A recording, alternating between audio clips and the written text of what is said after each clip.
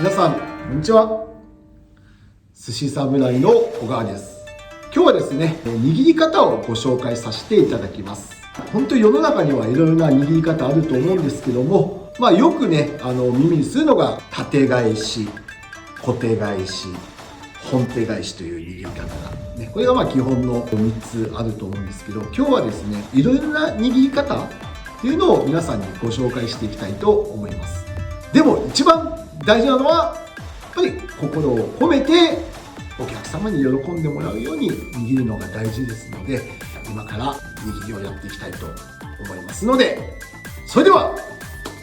行ってみましょう。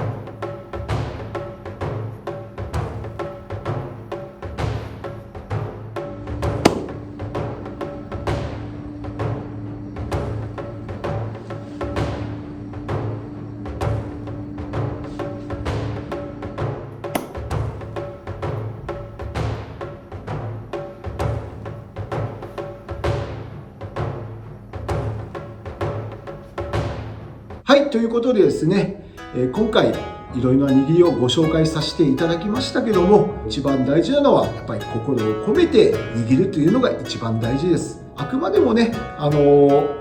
ういうのがあるよということですので、なんだこの握りとか、いろんな多分批判とかいろんなこと来ると思うんですけども、大事なのはやっぱり心を込めてね、お寿司を食べていただく方に握っていただくっていうのが一番大事だと思いますので、何卒ご理解のほどよろしくお願いいたします。それでは皆さんまたお会いしましょう。